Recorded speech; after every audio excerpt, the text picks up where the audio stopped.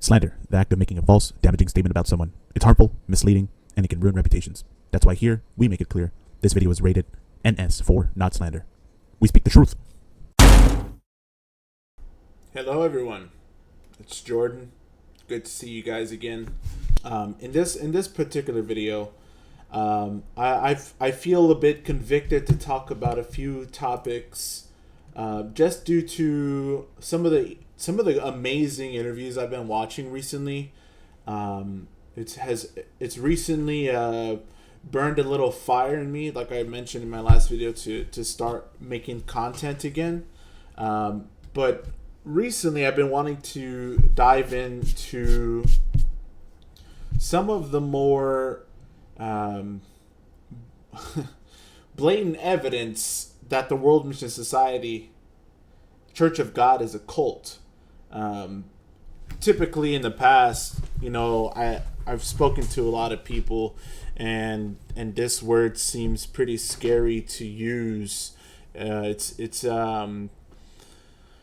definitely a term that can be thrown around a lot. If you really look at the definition of cult, I mean, there's a lot of groups that can fall into this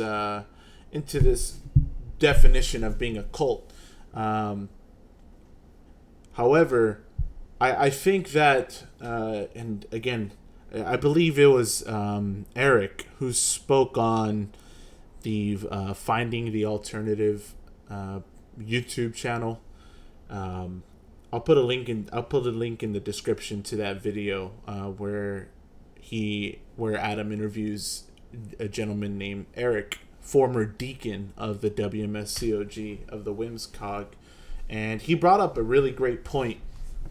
He brought up that instead of identifying the WMSCOG as a cult, we can use politically correct, safe, unoffensive terms, and we can say it's more of a high demand and high control group.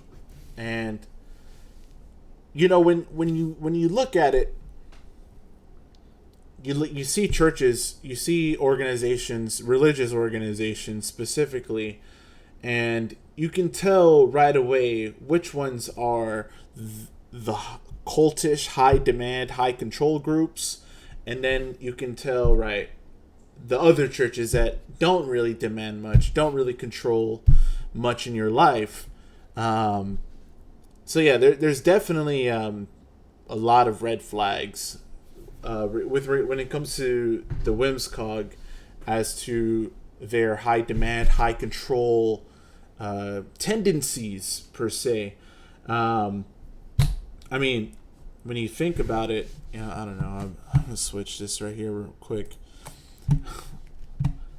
I've been thinking of using MS Paint. I don't know if I'm really gonna be using this a lot. Just doing a little drawing there. I don't know. I may want to maybe keep tally of things, of how many qualities that the WMSCOG holds for being high demand and high control. Look, really, it starts off when you get baptized. So let's start from the beginning of anyone's life of faith, in this group, the WMSCOG, and it starts off by being baptized. Now, when you look at baptism in the WMSCOG compared to, say, a regular, let's use their terms, a general Christian church, right? Babylon. When you compare the two, in the first step of stepping into your life of faith, when you look at baptism in the WMSCOG, now, it's more of a urgent matter. Like the way they put it to you, I don't know, this is how I preached when I was a member, especially going on mission trips. we were preaching Seal of God. Now, if you've been a member, if you've been a long time member, perhaps a short time member, you know for a fact that there has been some points where you brought up the seal of God, right? Showing the person, right, through prophecies in the Bible, right, that World War III will happen. And you're really trying to scare them into baptism, really. That's what it is. You're really trying to scare these people into baptism, into being baptized immediately, being baptized right away. And there is a sermon in specifically book 1. I believe it's either chapter 9 or chapter 10. I believe it's chapter 9. I can't believe I remember this. Chapter 10 is the Bible is fact, I think. But chapter 9 was be baptized immediately. And this is a core teaching. You know, when preaching to a new member, this is like the deal closer. If you ever worked in sales before, you have, you talk to your client, right? You're trying to make a sale, and then every great salesman has, their closing pitch. Now, this is the closing pitch when trying to get someone baptized, when trying to bear fruit in the WMSCOG. Be baptized immediately. So they tell you, right, oh, World War III is going to happen in some cases, you never know, you cannot guarantee that tomorrow's going to come. You don't know. I mean, to be honest, it's true. You don't know. No one knows. Anyone is lying if they say that they know what their future holds. No one knows, really. But they use this to their advantage, and they take advantage of the person's, I don't know. They really manipulate it and make it sound like you need to get baptized right now. Like you need to, get in that robe, get baptized, and take the Passover. In which I find it, interestingly enough, there is nowhere in the New Testament where it teaches that we must take the Passover right after being baptized. Do not go beyond what is written, as they say. Do not go beyond what is written. And this is the first example where we can see that they are going beyond what the Bible has written. There is no evidence of people needing to take the Passover right after being baptized. So usually after being baptized, right, they want you to take the Passover. All right, now you're saved, right? Because they told you when you take the Passover, you're saved. Right? You've secured your place in heaven. You have nothing to worry about. You've taken and consumed the Passover, in which it gives you the seal of God. It gives you protection, right? You're feeling invincible. The church makes it seem like you are invincible from anything happening to you. If war breaks out, disaster breaks out, you will be safe, which is not true. If you are a member, do not believe this. Sadly, there are still members who do get hurt and who still die. I know of several myself, and I'm pretty sure some of you watching also know of others who have passed, unfortunately, who have passed away while being a member of this church. And of course, the church will try to spin it. Oh, they lacked faith and whatnot. I don't see. I can never begin to think and believe that that's how Jesus Christ would respond to his children who have faith and believe in him. No way, definitely not.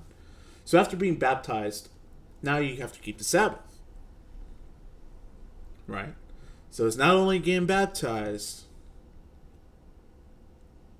but now you got to keep the Sabbath. Then you start keeping the Sabbath.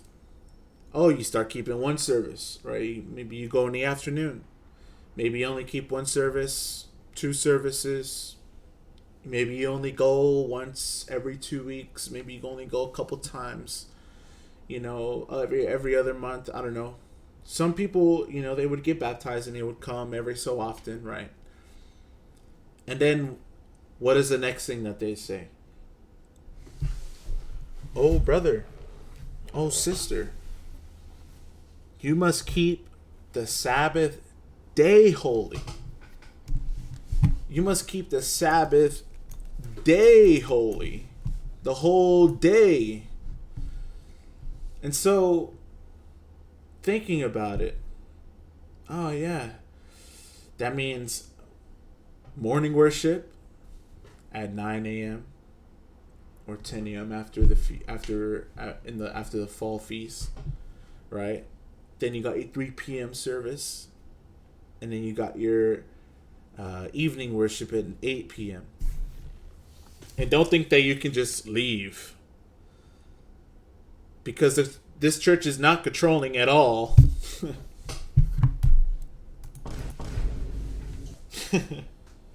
This church is not controlling at all. No, you cannot leave. You will be looked down upon. I promise you, you will be looked down upon. I was a group leader. Even as a regular member, when I wasn't a group leader. When I was a group leader, I had to keep note. Oh man, who's gonna actually show up to my meetings? who's gonna show up to my meetings and do our little activities, read Father's books and the truth books, write the truth books. Oh man. So you definitely weren't leaving, or if you were a faithful member, you weren't leaving in between services. That's for sure. That is for sure. You were keeping the whole day. All day Saturday. Oh, my nephew has a basketball game that I want to go to. Can I go? As a member, as a faithful member, am I going to watch that basketball game? No. Am I going to my brother's or cousin's birthday party? What do you think? What do you think? So, they really want you to spend all of your time. Feasts, we'll get there. Feast or day, any time where, especially weekly on the Sabbath, they want you to spend your whole day there. So that's what they will tell you. That's what they'll tell you. Oh, not only come for the Sabbath, but now you must keep the whole day. You must stay the whole time. You're gonna eat lunch and you're gonna eat dinner. No matter what they're cooking, you're gonna eat it. Don't leave to get anything. Don't go down the street over to Wendy's. Oh man. Yeah, so then after so now you're keeping the Sabbath, right? You're staying for the whole day. Oh, brother. Now you have to keep third day worship. Now you have to keep the third day.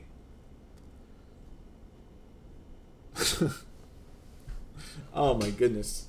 Brother. Now you have to go to third day worship on a Tuesday for 8 p.m., right, 7:30, whatever, worship. And right, you're probably getting off of work, So the thing with this is, all right, now it eliminates some jobs that some career fields that you might want to enter. I can't really name any off the top of my head right now. But let's say you have a job that's, a lot of people who are being recruited in the WMSCOG are, we can all agree, are young people. Younger people definitely don't always have their don't always get priority in the best jobs, in society. So a lot of times young people have to, maybe work, get work experience by working fast food, any type of job that they can get, so that in this economy, any type of job that they can get. And this may require them to work evenings, and this will eliminate those job and career opportunities. They're not going to be able to take advantage because they have to keep third day worship. There's nothing that can come between them and going to Zion for third day worship. All right. So now you're keeping third day worship. Oh, what's next? Oh, brother. Now you gotta keep the feast of God. Let's study the 7 feasts in 3 times. All right. So now you got to keep the feast. You got Passover. You got the Feast of Unleavened Bread. So Passover, you have one service, right? Feast of Unleavened Bread. I believe you have the 5 a.m., the 2:30. No, 5 a.m., 9 a.m., and 3 p.m. Right. So this is right Passover. Right. There's really like 2 services in Passover. Right. There's a foot washing ceremony. Then there's the Passover. But they're right next to each other. We could blend those into one. Unleavened bread, you got 3 right there. 3 services you got to keep. And then right after you got the feast you got the resurrection day. Right. Day of first fruits, which I believe is also 5 a.m., 9 a.m., and 3 p.m. And then, if I remember correctly, 40 days after the resurrection, you have Ascension Day, which is not even a feast in the Bible. But guess what? They're still going to show you Deuteronomy 16, verse 16. You already know they're going to ask you for your money. So then they ask, right? No, so then they ask you to keep. Oh, brother, we have to keep Ascension Day, right? In my location, First LA, right? It's probably usually held at like a park of some sorts. So you got your 9 a.m. worship and your afternoon worship, and then from here kicks off the what's it called? The prayer week, Ascension Day till Feast of Pentecost. So you got the first service in that.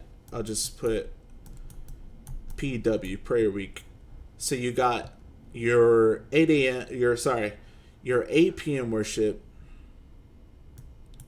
and then your 5 a.m. worship, and this goes on for 10 days up until you get to the Feast of Pentecost.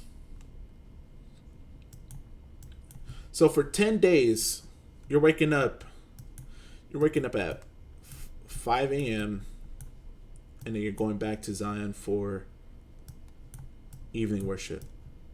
Oh, I can't write on this thing. You're going back. But they don't take your time. They don't demand much from you. This is, to pause, this is what I think, I believe a church should be transparent with you from the very beginning with. I guarantee you, if the church is transparent with you with these details, then they would have way less members. I guarantee you. But if you go to a Babylon church, or General Christian church, they're not going to be asking you of all this. They're not going to be asking you. They're not going to be requiring much of you. They're not going to be doing all this. So yes, you got 10 days, 5 a.m. and 8 p.m. Then you get to the Feast of Pentecost. I believe there's a 5 a.m. I can't remember. So I'm going to just be generous and say just 9 a.m. and 3 p.m. All right. So this is the spring. This is the spring feast. This is the first set. And then I'm going to just write it as spring. These are the spring feasts. And now you get to the autumn feast, or the fall feast. Now you have the Feast of Trumpets. So it's kind of like, I went through this for about 15 years or so.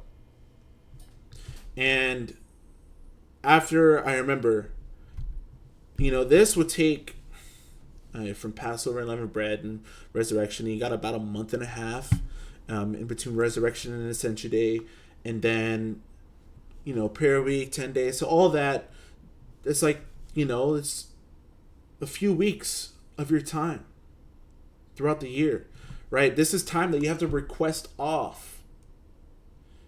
This is the time that you're submitting off for PTO that you can be taking off for vacation or to maybe a sick day, because not all companies, and I'm not sure how laws are elsewhere besides California, but people don't get a lot of PTO.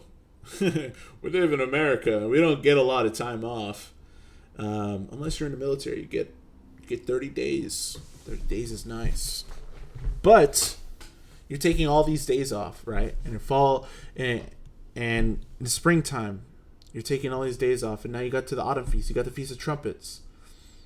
I can't remember. I think there's only a 9 a.m. and a 3 p.m.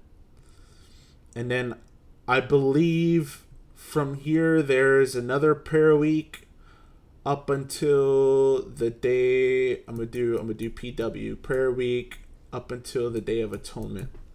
And this prayer week, I believe it's only 10 or 7 days. 10 or 7. I'll be generous though and say 7. So for 7 days, more 5 a.m. and 8 p.m. And God forbid if you live far from your branch church, and don't you dare ask to keep home worship, because then you'll get rebuked most likely. But yes, more 5 a.m.s and more 8 p.m. worships. I think there's a 5 a.m. in trumpets. All right, so now you're doing another prayer week, right? You're getting up early, but you're also going to sleep late. Because during these prayer weeks, I forgot to mention, especially during like the Ascension Day to the Feast of Pentecost, where the main focus of this feast is the Holy Spirit, is gaining the power of the Holy Spirit. So the Holy Spirit, I'm looking at this. My writing is sloppy on this. I'm using a mouse. I'm sorry. But yeah, the Holy Spirit is what their main theme with the Holy Spirit is that this is like the main like driving force, and this is God really helping you to preach, to go recruit, right? Just speaking plainly, they want you to go recruit. When after the Feast of Pentecost, right, after these 8 p.m. worships, you're going out preaching, right? So not only are they telling you that you have to keep the feast, but they probably want you to go preaching as well. They want you to go to the college campuses, the malls, Walmarts, Targets, door to door, and they want you to go preaching. So they're demanding more of your time. I promise you. This is ridiculous. It really is. It really is. Right? You go to the autumn feast, right? You're probably preaching after these as well. So you're not really done. You're not going home. Like say you live far. Getting home, you're going to bed by like 11, right? And if you're a really, really faithful member, you're reading Father's books. You're reading the Green Book. You're praying, right? You're maybe doing preaching practice back at Zion. So it's, you can see they're really like sucking up all your time that can be well spent on yourself elsewhere. So, right, we have the Day of Atonement, and then there's a few days in between, and then you have the Feast of Tabernacles. I'm gonna just put one because they have the last and greatest day, right, of the Feast of Tabernacles. And then in between here, right, you have the prayer week. But the Feast of Tabernacles, right, you have your, I believe, your 5 a.m., another 9 a.m., or yeah, by this time it's 10 a.m. and 2:30. And then you got your prayer week for 7 days, right? I'll be generous. And I can't remember. Sometimes I can mix up 10 or 7. I know this one for sure is 10. But for 7 days, 5 a.m., 8 p.m. And then you get to the last and greatest day of the feast, which the only cool thing about this is, at least in LA branch, the first LA branch, everybody would bring food, and I love food. Yeah, there'll be a huge potluck. That was always fun. Yeah, I mean, some good things, you know. It's not all negative. Like I enjoyed and I genuinely love the people that I met in this group that I grew up with and I knew basically my whole life. There are some good things, you know, some good times that I had. And I love you guys and I miss you guys so much. And whenever someone comes out and reaches out, or I reach out to them after finding out that they left, it makes me so happy that I get to speak to you again. I digress though. Last and greatest day, right? You have, I believe, your 5 a.m. Probably not. I don't know. Correct me in the comments if you want to. And then you got your 10 a.m. and your 2:30, right? So this is your autumn feast. This is more PTO. Like, you gotta hope. You gotta really hope that, man, I hope like one of these lands, like, like let's say Tabernacles landed on a Sabbath. You're like, oh yes, you already know, because the last and greatest day is also going to land on the Sabbath, and these are a couple less PTO days that you have to spend from your job, right? Because if you don't have PTO, let's say you're just taking non-paid time off, now you're just not getting paid for that day, and you know you're already paying tithing to the church. Like, you got to pay your 10%. So sometimes, like, it got really hard. It definitely got really hard financially. There were some times I just could not do it, you know, for the sake of just keeping myself fed, keeping my wife and son fed. You know, sometimes there would be weeks where I could not tithe, and they will let you know about that. I promise you. So yes, this is the feast. This is another step in which the group is, the WMSCOG is not transparent about from the get-go. Like, I guarantee you. And if you tell me you guys are, that's a lie. That's a straight up lie, and you know it. You and I know it. So there's things like this, especially, that are being withheld from people who are joining this group for the first time, right? So not only, right, you got baptism, you got Sabbath, you got third day,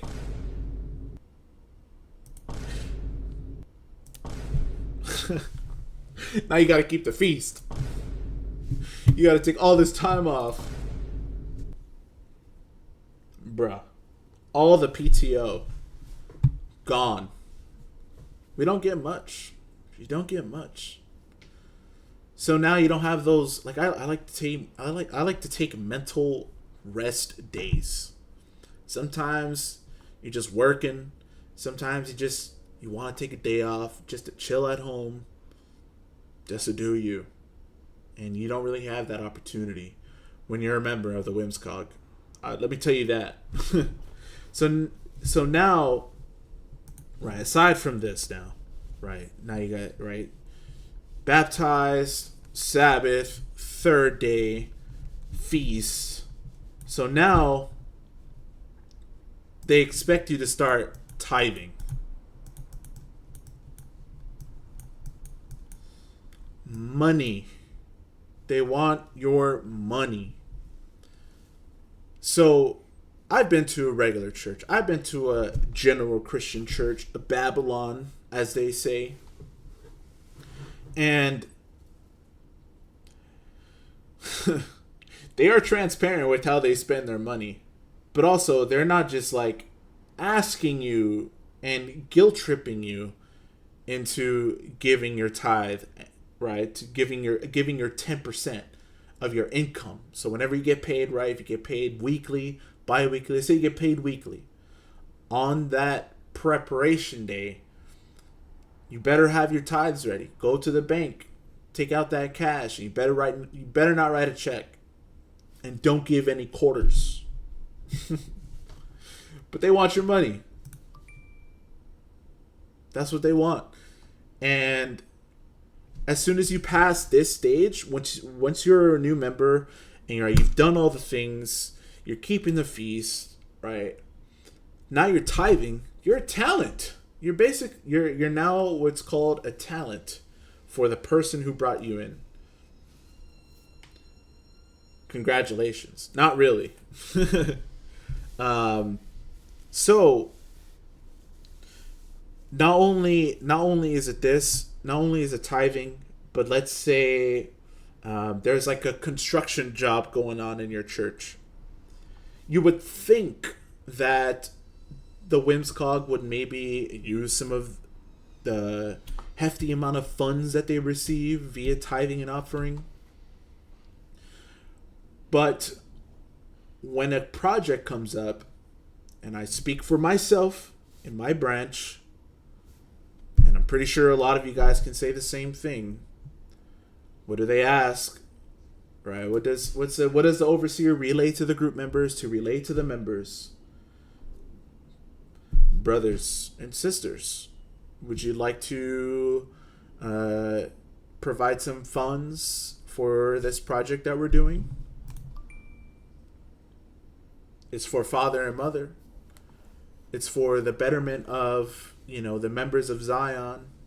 Whatever excuse. You can put some down in the comments if you have some. I can't really think of any off the top of my head. But if you can, put them down in the comments. I think some of their excuses are pretty interesting and pretty lame. But yes, they will ask you about your money. They want for any project. Even for,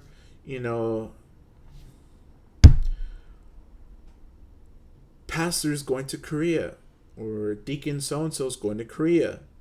Let's all buy a gift for mother. So you're also pitching in more money. Oh, your group is cooking. Your group is cooking on the Sabbath. Please provide $20 per member. Or $30, depending on how big your group was, right? And I had to hunt down my members, in the nicest way possible, to gather funds for cooking. So yes, they ask you for your money a lot, starting with tithing and offering, which is so different than from regular churches that genuinely believe in Jesus Christ. They're not hounding you for your funds. They're not guilt tripping you. They're not making you feel sinful if you don't have the means to provide any funds to the church. They will never look at you like that. Not like how the WMSCOG does. So, right, baptized, keeping the Sabbath, keeping third day, keeping the feast. Now you're tithing. Oh, we're not done yet. We're not done yet. Oh, brother, now it's time to learn how to preach the subjects. Yay. Now it's time to start, right, with sermon book 1. Then you go 2, 3, 4, 5. I don't know if they have any more. But yeah, now you're starting to do the education, right? Elohim Academy, whatever they called it in your branch. Now they're starting to educate you. They want you to become a teacher. They want you to start teaching the Bible, right? And with becoming a teacher, now you also begin preaching. You become a preacher. Right, you start right, you may have went preaching during the feast, right, for the first time, and you were like, oh man, this is interesting, right? You're trying to teach people about God the Mother and all this stuff. You're showing Revelation 22:17, right, Galatians, Genesis, all these things, right? You're just showing a few verses. Now you're being taught how to teach step by step, basically repeating their script. The same script that they told you, you'll be repeating and regurgitating the exact same thing. You will now begin chewing the cud. That's what they call it. That's what they say. Not my words. It's their words. You will start. You're gonna start becoming educated on how to become a Bible teacher, and now you have your repertoire, right, of sermons that you're able to preach. Now you're able to go and like try to spread the word. You're gonna try to bear fruit, right? So not only now you're going through education, now you're going to have to go preaching, right? So with preaching, right, you have, let's say, right, Sunday, Monday, Tuesday, Wednesday, Thursday. Yeah, Sunday, Monday, Tuesday, Wednesday, Thursday, Friday, Saturday. Right. So Sunday, you got at my branch, we did like door-to-door preaching, like in the morning, in the afternoon. Mondays, since I worked a day job, for me, for example, then you would go to Zion and go join the 7 p.m. preaching meeting. And then on Tuesday, right? Tuesday was third day, so I didn't really go preaching on Tuesdays myself, but still you had other members going in the morning. Wednesday, you had your evening preaching, 7 p.m. And I don't know if they still operate like this, but this is how they did when I was in. Thursday, you got your evening preaching, right? Still your day preaching for those members who maybe worked at night, or maybe for some like people who stayed home and maybe went to school a couple of days throughout the week. And Friday, it was maybe like, again, day preaching.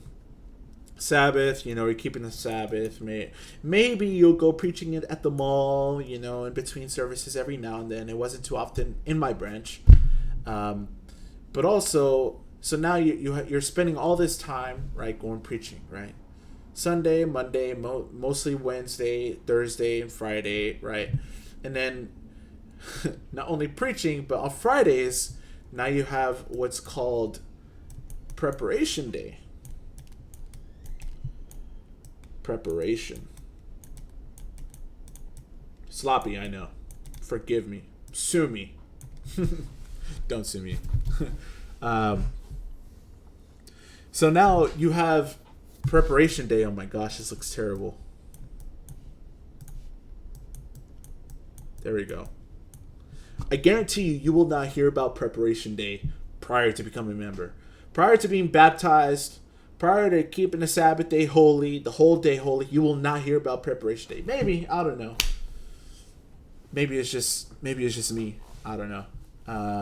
But yeah, preparation day, right? You're expected to go clean, right? Brother, you're calling your brothers. Are you coming to preparation day? Can you help me clean the sanctuary? Can you help me clean the bathroom? Can you help me clean the windows? Right, you're prepping to keep the Sabbath day holy, right? All it is free labor. It's just free labor. That's all it is. It's free labor. You're not getting paid for this. Right? You're getting off of work after a long day. It's Friday. Usually people are going home. They're going to chill with the family. They're going to go watch a movie. No. You're going to preparation night. You're gonna have yourself a little meal, and you're gonna start cleaning. Right? You're gonna go do your assignment. So yeah, it's a lot. It's a lot that's required of you. Um, it is a high demand, high control group. I will stand by that. 10 toes down. It is a high demand, high control group, and deceptive because these are things that they will not tell you about prior to becoming a member, prior to being baptized and committing yourself to this church. I promise you, these things will not be brought up. And I will challenge you, if you are someone who is in the process, if you're studying, right? If you want to proceed with this church, all power to you. I'm not telling you not to go. I'm just being transparent. I want them to be transparent. And that is a difference. It's a big difference between them and Babylon churches. Is that those churches are transparent. They're not going to demand you. They're not going to demand all this time from you. Yeah, they may have some activities throughout the week, or I don't know, various cool things that they do, but they're not going to pressure you to go. They're not going to manipulate you to go. I realized this video is getting pretty long. I didn't realize it was gonna be this long. But yeah, this is probably going to be a first part video showing how the WMSCOG is a high demand and high control group, and they are very deceptive. And this is not information that you will be receiving prior to becoming a member. So I guess I'll end it with this, and next video will be a continuation. Will be a little continuation of this. Again, if you have any additional comments you want to put down below, anything that I may have missed, go ahead. I try to be brief. I try to, I don't want to ramble on too much, but I do think that this information should be out there. So yeah, feel free to let me know what you guys think. If you guys like this, I'm using MS Paint, just real simple, just real quick video. Well, it's not quick; it's 40 minutes long and whatnot. But yeah, go ahead, just like, subscribe, share this video. Yeah, if you're a member, and especially if I knew you, I love you, man. I love you. And I hope you can wake up soon, and I'm praying for you. And I miss you guys. I miss you guys dearly. Peace.